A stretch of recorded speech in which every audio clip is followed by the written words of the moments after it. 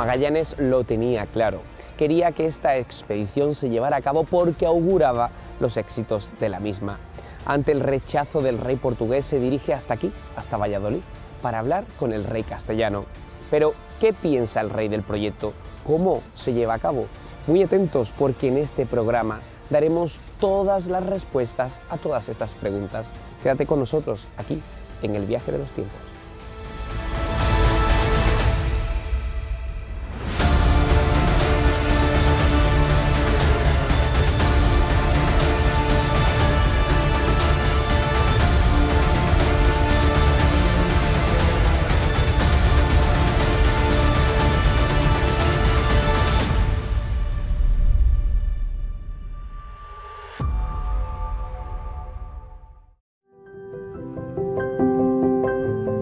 En la seca meseta de Castilla, el emperador Carlos I de España y el marino portugués Fernando de Magallanes firmaron en 1518 las capitulaciones que hicieron posible una de las aventuras más extraordinarias y heroicas de la historia de la navegación.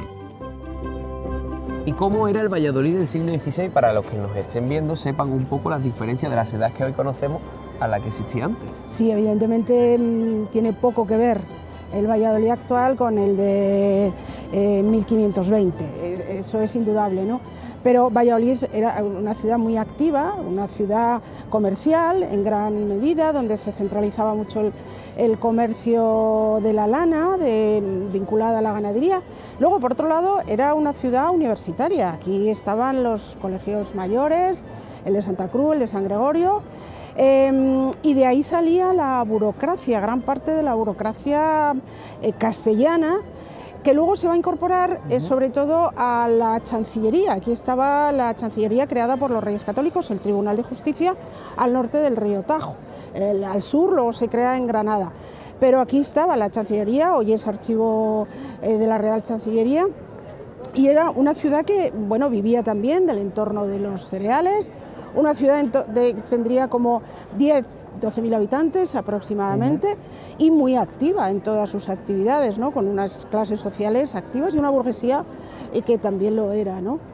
¿Y quién era Carlos I? Para el que nos esté viendo, que no sepa, no tenga ni idea, ¿quién era ese rey? A ver si nos puedes hablar un poquito de él. Era el emperador que había nacido en el año 1500 en Gante, y él era hijo de Juana, de la reina Juana, y de Felipe el Hermoso, ¿no? Nieto, por lo tanto, de los Reyes Católicos. Y heredero, cuando murió Fernando el Católico, heredero relativamente, porque la heredera era su madre, pero como estaba confinada en Tordesillas, pues sobre él recae la corona de Castilla y de Aragón en ese momento, ¿no? Y él había vivido en Flandes siempre, hasta que en el año 1517 ya viene aquí, cuando muere Fernando el Católico, viene para visitar a su madre, por un lado, y ser reconocido por las Cortes que se van a reunir aquí en Valladolid en el año 1518, ¿no? ¿Y el pueblo lo quería? Bueno, para el pueblo era un desconocido. Sí. Los reyes siempre han estado un poco alejados, en líneas generales. Pueblo, claro, era una situación complicada.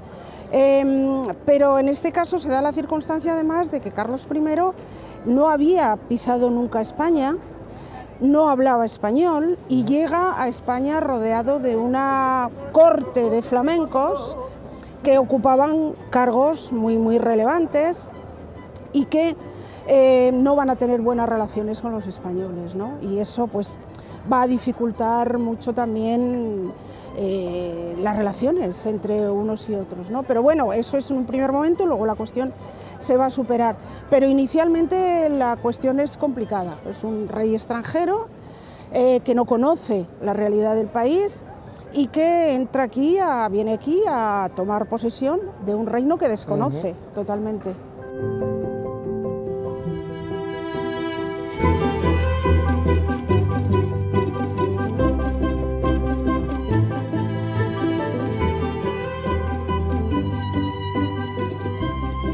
Hablábamos antes, en anteriores episodios, de cómo Magallanes al final no hace o no le permiten hacer esta expedición desde la corona de Portugal y se viene hasta Castilla, pero para el que esté en casa yo supongo que querrá ver o imaginarse incluso cómo sería Magallanes vendiéndole el proyecto a Carlos I. Eso ¿qué se sabe de eso? Pues se saben bastantes cosas. El viaje, el proyecto que él tenía y el viaje cuando llegó aquí a Valladolid, un viaje por otro lado interesantísimo desde Sevilla a Valladolid, vino con su séquito, venía, dice el padre de las Casas, que cuando llegó a Valladolid traía un globo terráqueo pintado, venía con su socio, Ruy Faleiro, y venía con un esclavo de Malaca y Enrique y una esclava de Sumatra. Eran un grupo, la verdad, variopinto, ¿no? Cuando llegan a Valladolid, después de hacer ese recorrido, todo el viaje con la duquesa de Arcos, que vienen con ella, y aquí en Valladolid realmente él tuvo sus valedores. Una persona extranjera, sin nadie que le apoye, no hubiera sido posible ni acercarse al monarca, ¿no? Entonces él tenía sus... un padrino de toda la vida, ¿no? Bueno, tuvo varios. Sí, él tuvo ya en Sevilla, sí. Ya tuvo a algún oficial de la Casa de la Contratación que apoyó y que vino con él a Valladolid porque vio el negocio como muy interesante. Y luego aquí tiene como valedores también, que van a ser realmente importantes, algunos mercaderes burgaleses que van a apoyar también el proyecto de Magallanes, y no solo eso, sino que cuando el rey duda si apoyarlo o no, se van a ofrecer para financiarlo ellos. Y parece ser que eso es lo que decidió finalmente a Carlos I a apoyar el proyecto de Magallanes. Y luego, pues aquí en la corte se encontró con gente que le fue abriendo puertas y que finalmente le lleva hasta la entrevista con Carlos I, ¿no?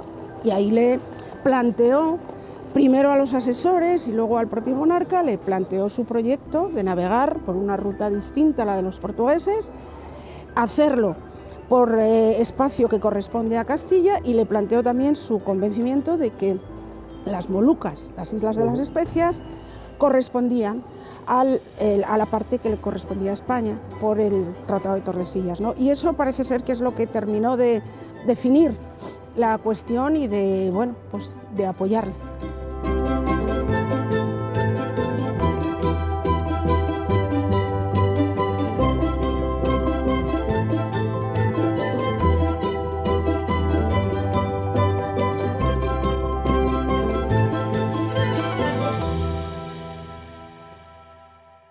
María Luisa, estamos en un sitio precioso y sobre todo histórico, ¿no? Sí, este es uno de los rincones más históricos de Valladolid, seguramente. Aquí está gran parte de la historia de la ciudad. Lo que tenemos aquí es la iglesia de San Pablo, una iglesia con... solamente queda la fachada, el frente, es una iglesia plateresca muy representativa. Detrás está el Colegio de San Gregorio, que era ahora mismo es el Museo Nacional de Escultura Policromada, una joya única en el mundo, y era un colegio mayor de la universidad. Tenemos el Palacio Real al otro lado y el Palacio de Pimentel, que es la sede de la Diputación Provincial ahora mismo, pero es un edificio lleno de historia, es el lugar donde nació Felipe II, tal vez por eso sea más conocido, pero también era el lugar donde solían residir los reyes cuando estaban en Valladolid, y seguramente eso hace que sea en ese palacio donde se reunieron Magallanes y Carlos I. Seguramente para las entrevistas previas y para la firma de las capitulaciones, seguramente. Bueno, y el contenido principal de esas capitulaciones, como hemos dicho, ¿cuál era? Pues el contenido fundamental es el compromiso. Lo que representa una capitulación no es un contrato, pero es un compromiso entre un descubridor y la corona. Cualquier conquista, cualquier descubrimiento, cualquier viaje que quiera hacerse a América, a partir de 1492, tiene que llevar su correspondiente capitulación, es decir, la autorización de la corona. Si no, ese viaje no vale nada. nadie puede reclamarle al rey nada a lo que el rey no se haya comprometido. Entonces, con las capitulaciones de Magallanes sucede lo mismo. Por eso vino Magallanes aquí, porque sabía que necesitaba la autorización de Carlos I. ¿Y Carlos I por qué apostó por este proyecto si él era portugués? ¿Porque le convenció tanto el proyecto que dijo, me da igual que sea portugués, no tengo miedo que me traicione? ¿O porque en simplemente...? principio eso es lo mismo, también Colón era extranjero y sin embargo firmó con la corona las capitulaciones de Santa Fe y el proyecto salió adelante, ¿no? Con Magallanes sucede lo mismo, es un extranjero, pero él lo que viene a ofrecer es un viaje, una expedición que no supone a priori problemas con Portugal, porque el problema de todo esto es que puedan crearse roces, que pueda crearse malas interpretaciones o interpretaciones un poco sacadas de lo que es el espíritu del Tratado de Tordesillas y enfrentamientos diplomáticos y enfrentamientos políticos. Yo creo que Carlos I o los asesores y luego él entendieron que el proyecto no llevaba aparejado ese tipo de problemas, que si lo hacía por la parte española podría hacerse sin que Portugal le planteara problemas, ¿no? Porque al fin y al cabo era atravesar el Atlántico y cruzar por ese hipotético estrecho al sur de Sudamérica, que eso es territorio español. Entonces, bueno, pues si lo encuentra bien y si no, no perdemos nada. Claro. Entonces, eso es lo que animó finalmente a Carlos I a sacarlo adelante. Además, parece ser que Magallanes se lo explicó muy bien aquí, porque él venía con el globo y con sus esclavos y con un elemento que le ayudó a representar gráficamente el objetivo final de su viaje, hizo ¿no? Muy buena exposición, ¿no? Sí, hizo una exposición buena, convenció a los que estaban aquí y sobre todo también convenció a los mercaderes de Burgos, a Cristóbal de Haro fundamentalmente, que fue quien finalmente empujó a Carlos I, porque Cristóbal de Haro se comprometió a que si no sacaba adelante la corona ese proyecto, lo financiaba él.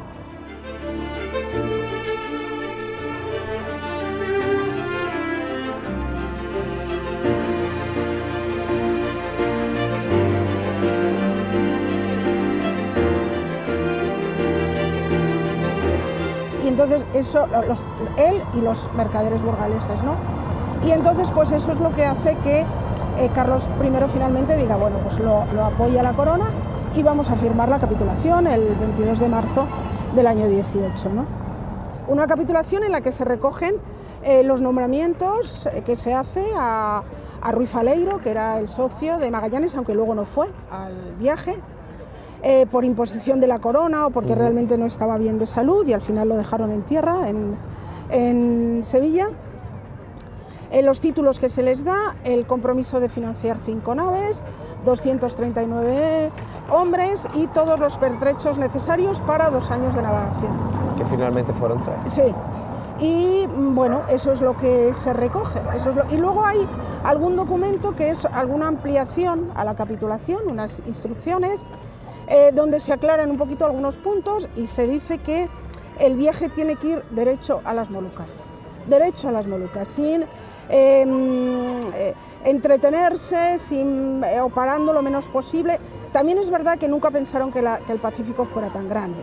Claro. Las dimensiones, las distancias que se tenían, lo que se pensaba, reducen mucho la circunferencia de la Tierra, ¿no? Le pasó a Colón y le pasa a Magallanes. Nunca pensó que fuera tan grande y su destino, primero y inmediato, tienen que ser las Molucas, ¿no? Al final Magallanes no llegó a las Molucas, pero ese era lo que le exigió Carlos I, ¿no? Llegar a las Molucas y volver ya tomando posesión de ese territorio y con todas las especias que pudiera, evidentemente.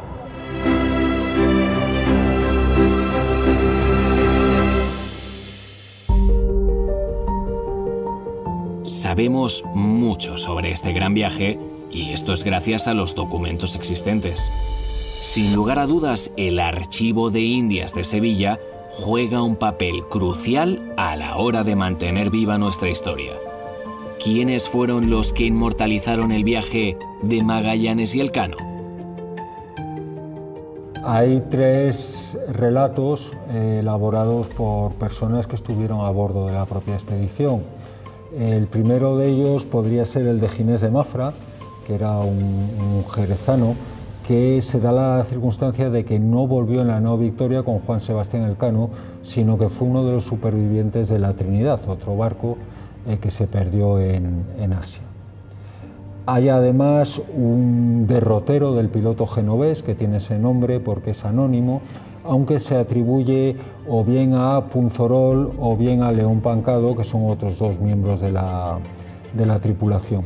Finalmente, cabe destacar el que es probablemente el más famoso de todos ellos, que es el de Antonio Pigafetta, el primer viaje alrededor del globo. Como has dicho, Pigafetta es el más famoso, ¿no?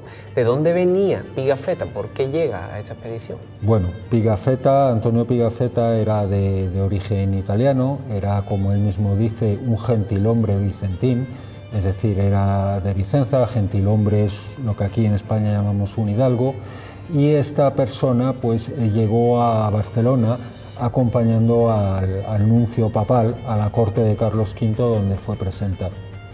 Ahí, según él mismo cuenta, tuvo noticia de la preparación de la Armada de la Especiería, de la armada que iba a capitanear Fernando de Magallanes, y decidió enrolarse en la misma.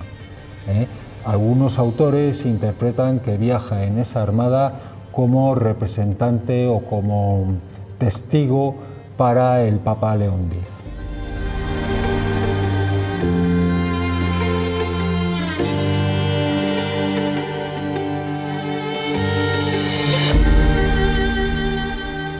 Guillermo, hay muchas personas o personajes importantes dentro de esta expedición, y creo que uno de ellos es Francisco de Albo. ¿Quién era? Bueno, Francisco de Albo es un griego de origen italiano, como indica su apellido, y fue uno de los pilotos de la expedición. Fue piloto de la nao Victoria. Es especialmente conocido porque hay un documento sustancial que lleva su nombre, que es el derrotero de Francisco de Albo, del que probablemente no es completamente autor, es decir, intervinieron en el mismo otros pilotos. Este derrotero lo que recoge es la secuencia diaria de todas las posiciones geográficas de la nao Victoria, y gracias a este se puede reconstruir con muchísima precisión el recorrido de este barco a lo largo del viaje de la primera vuelta al mundo. Y volviendo con Pigafetta, que como hemos dicho es el más conocido, ese relato tan importante, ¿en qué momento comienza? Bueno, comienza un poco como comentaba antes, con su llegada a Barcelona y con una pequeña presentación autobiográfica donde dice que él es vicentín, etcétera, lo que he comentado antes. Y digamos que es interesante porque recoge en lo relativo a la expedición desde el mismo momento de la partida de la misma. ¿Y Cristóbal de Haro quién era? Cristóbal de Haro es otro personaje sustancial para esta historia, aunque está siempre en un segundo plano, y digamos que fue el principal financiero de la expedición, quien adelantó el dinero para la realización de la misma, y él era un comerciante y financiero, como digo, un banquero, en definitiva, burgalés, que había trabajado previamente en Lisboa y que había vuelto recientemente, en este momento, es decir, en el año 1517, creo que vuelve a Castilla. Y para dejar inmortalizado ese relato que todos conocemos de Pigafetta, para las personas que no sepan cómo se escribía en la época y tal, ¿con qué elementos contaba? Bueno, pues cabe imaginar que a bordo de la expedición Antonio Pigafetta utilizara una pluma o una caña, un cálamo, para escribir, tinta y papel. En este papel, pues él iría redactando sus borradores, tomando sus notas, y una vez que llega a tierra, una vez que finaliza el viaje, entonces lo pondría en limpio y sobre todo encargaría la confección de los lujosos ejemplares que se conservan hoy en día originales. Y digo lujosos porque la finalidad de esos libros, que eran manuscritos, aunque en este momento ya existía la imprenta, fue el regalarlos al emperador, al rey de Francia, al propio Papa, etcétera, ¿no? para darse a conocer y para introducirse en las cortes. de tal manera que por eso invirtió en unos libros que están preciosamente ilustrados y caligrafiados, y además cada uno en el idioma correspondiente al que iba a recibir ese regalo.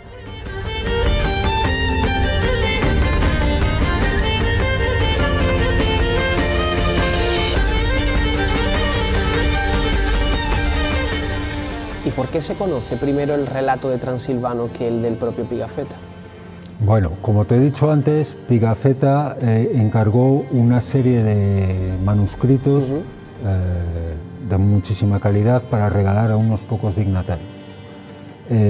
Mientras que Transilvano, con el apoyo del emperador, que eso también es importante, y después de haber entrevistado directamente a Juan Sebastián Elcano, lo que hace es mandar su obra a la imprenta, que era un invento que en este momento todavía es relativamente reciente, pero que ya había dado muestras de muchísima efectividad para la difusión de ideas, de escritos.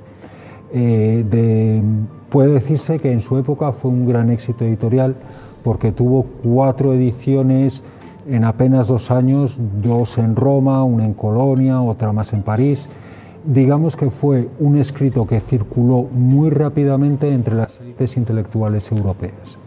Y esto explica que el primer éxito editorial respecto y el primer relato conocido de la primera vuelta al mundo sea la carta de Maximiliano Transilvano. ¿Y después qué pasa con Pigafetta? ¿Por qué se conoce más el de Pigafetta que parece que se invierte, ¿no? ¿Por qué? Sí, bueno, la obra de Pigafetta tiene un carácter más narrativo, es más colorista, más novela, es ¿verdad? más novelesco, sí. Y contiene muchísimas más anécdotas, es tal vez más ameno a la lectura, aunque sea mucho más larga que la carta de Transilvano. Además, digamos que es la versión que termina tomando Stefan Zweig para su biografía de Fernando Magallanes, que digamos es lo que le da el espaldarazo definitivo a la obra de Pigafetta para convertirlo en casi el discurso monolítico sobre el viaje de la primera circunnavegación. Un bestseller en toda regla casi, ¿no? Sí, desde luego, sí, un bestseller en toda regla. Bueno, estamos nada más y nada menos que en el Archivo de Indias de Sevilla, tan conocido, pero ¿aquí qué se guarda la circunnavegación, Guillermo? Bueno, el viaje de la primera circunnavegación, que oficialmente en su momento se llamó Armada de la Especiería, fue un proyecto sufragado por la monarquía hispánica, ¿no? Entonces, el joven rey Carlos fue quien apoyó e impulsó esto a través del aparato burocrático castellano. Todos los documentos que tienen que ver con la conformación, con la preparación de la Armada, todo lo que tiene que ver con la logística, está aquí reunido. Además, hay algunos documentos que son producto de la propia actividad de la expedición durante su desarrollo. En este sentido, conservamos el derrotero de Albo, al que me he referido antes, y también otro documento que es el libro de las paces del Maluco, que refleja lo que fue el comercio de las especias una vez que llegan a destino. Y finalmente, tenemos aquí otro conjunto de documentos que es el que refleja las consecuencias inmediatas de la expedición.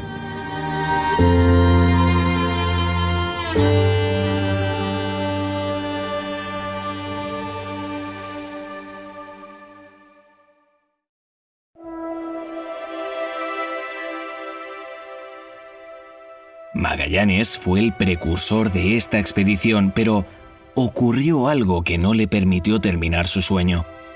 Fue entonces cuando Elcano jugó un papel fundamental. En próximos episodios hablaremos de lo que sucedió, pero antes queremos saber más sobre la figura de Juan Sebastián Elcano. Bueno, pues la figura de Elcano aparece en un momento difícil para él personalmente, porque de alguna manera viene un poco de una situación complicada que se le ha presentado, en cierto modo casi perseguido por la justicia y demás, ¿no? Incluso se especula con que muy probablemente cuando llega a Sevilla pues le ofrecen la posibilidad de embarcarse y tal, ¿no? Y entonces la verdad que sí, que llega en una situación difícil para él a nivel personal, cuando él tenía una empresa bien montada y bien estructurada y tiene que verse en esta situación. Y el porqué también está relacionado con lo que me comentabas, ¿no? De que tiene una situación un poco... El porqué es producto de que él había puesto su barco, él tenía un barco importante, al servicio de la Corona de España, pero no había podido pagar las soldadas porque no se la habían pagado a él el rey, ¿no? Y tuvo que vender el barco y eso venía a crear un conflicto, ¿no? Porque políticamente no era correcto venderle un barco a los enemigos, por decir, estando en guerra, ¿no? Y eso le provocó que se viese sometido a una cierta persecución porque era una ilegalidad, ¿no? ¿Y quién fue? ¿Quién era? ¿Qué tenía? No sé, dime algo sobre el Cano. Su procedencia, no sé. Pues es un personaje realmente muy interesante. En primer lugar, es de una familia, era el mayor de 9 hermanos, de una familia de Guetaria. Él lo dice en varias ocasiones, que él nació en Guetaria, o sea que no hay ninguna duda. Sí que ha habido alguna duda más bien con la fecha de nacimiento, ¿no? Pero lo que está claro es que nace en Guetaria de una familia de balleneros, de pescadores, vamos a decir que acomodada, porque tenían casa, tenían barcos, eso significa que tenían cierto poder económico, ¿no? Y incluso 3 de sus hermanos también se embarcarán con él años después, en 1525, con la expedición de Loaiza, y por lo tanto quiero decir una situación económica bastante interesante y bastante rentable, ¿no? Su padre, el Domingo Sebastián del Cano, su madre, Catalina del Puerto, es decir, una familia muy conocida en la zona, porque toda aquella zona era una zona de balleneros y demás. Es más, la bandera de Guetaria tiene una ballena puesta en su escudo. Entonces, ese va a ser un poco la vida del Cano y cómo se va a desenvolver, ¿no?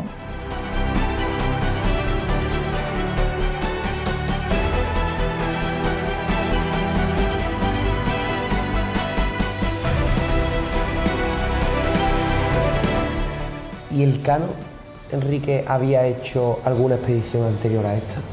Bueno, vamos a ver, en el sentido como esto que conocemos, que estamos hablando, no, pero sí, efectivamente. En primer lugar, él era de ballenero, ¿no? O sea, que imagínate cómo se movía por su zona, por el Cantábrico y demás, ¿no?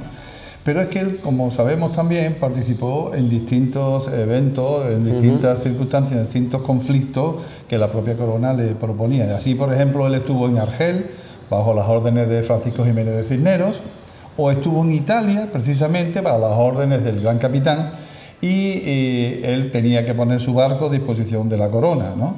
Entonces era un poco experto ya, un buen experto navegante con todo esto que te estoy diciendo. Pero sí que es verdad que era un experto navegante de mares conocidos, el Mediterráneo, el Cantábrico, ¿no? Tal como entendemos esta expedición que ahora, de la que estamos hablando, no fue exactamente así. ¿Y cuál fue la función del Cano durante la expedición? Bueno, la función del Cano era como un fichaje, podríamos decir hoy día. El Cano entró como maestre de la nao Concepción, que era comandada por Gaspar de Quesada, ¿no? Piensa que su importancia estaba en el propio sueldo, o sea, que él estaba ganando ya 3.000 maravedíes al mes, cuando el capitán Gaspar de Quesada ganaba 4.000, o sea que imagínate entonces, y cuando un grumete pues podía ganar 700, ¿no? O sea que para que te hagas una idea de cuál era el nivel que ya el Cano demuestra desde su origen, por eso digo que podía haber sido considerado como una especie de fichaje. ¿Y la relación con Magallanes cómo era?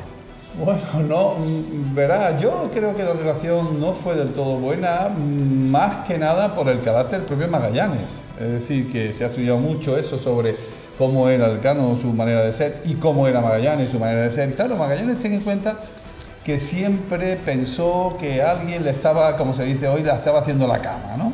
Entonces, pues era cauto con determinadas cosas, era un poco hermético, etcétera, etcétera. También muy ambicioso, ¿no? También ambicioso, porque es lógico si tenías en cuenta las condiciones que el propio rey le había proporcionado, el contrato que había firmado, en fin, una serie de cosas, ¿no? Pero efectivamente donde se establece ya definitivamente el enfrentamiento es en la bahía de San Julián. Ahí donde ya efectivamente el Cano, que toma parte con los capitanes castellanos, y entonces ya se enfrenta definitivamente a Magallanes, ¿no? Eso después se va resolviendo de alguna manera, ¿no? Porque después él va ganando poco a poco adeptos, ¿no? Pero evidentemente Magallanes sí ya lo tenía considerado como un, no voy a decir un enemigo, pero como un rival.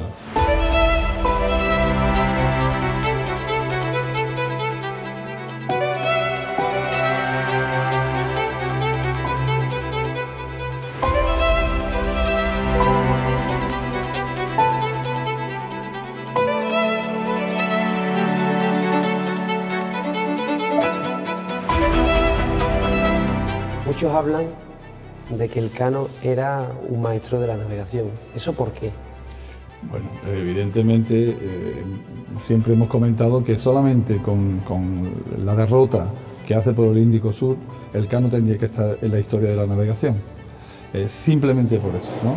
Que no fue precisamente una derrota sencilla, era absolutamente desconocida. Él, con la intención precisamente de evitar toda la persecución portuguesa que venía teniendo desde el inicio, desde el origen, pues él coge ese camino por el sur, que es absolutamente increíble, ¿no? Por esa razón, nada más que por esa razón, tenemos que decir que era un magnífico navegante, ¿no?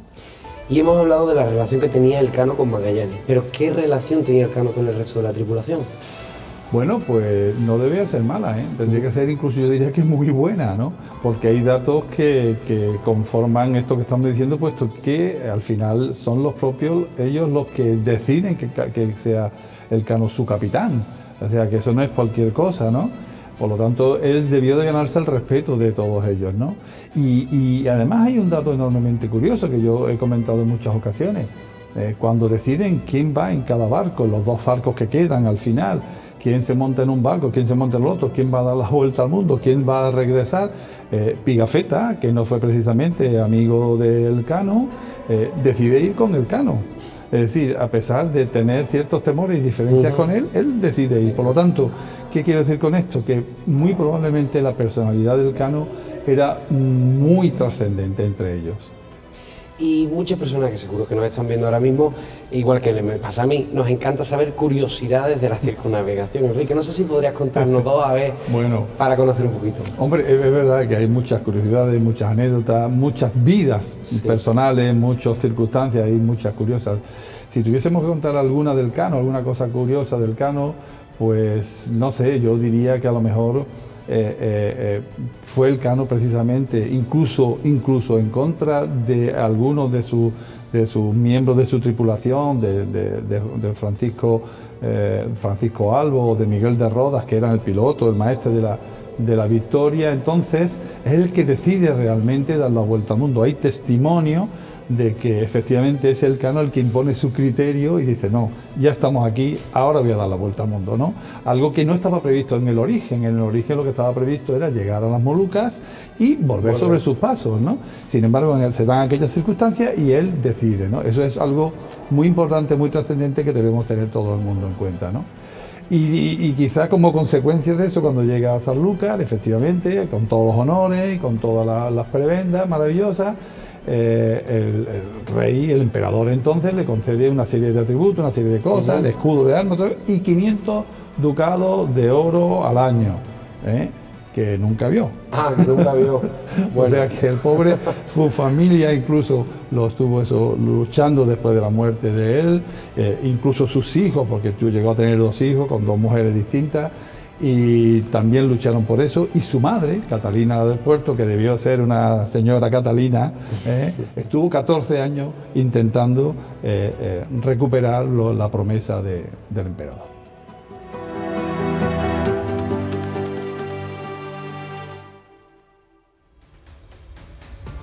La figura del Elcano poco a poco comienza a tomar protagonismo, pero ¿cómo llega a convertirse en capitán de esta expedición? ¿Qué hicieron en Sevilla? ¿Cómo fueron los preparativos del viaje? Todo eso y mucho más aquí en el próximo episodio del Viaje de los Tiempos.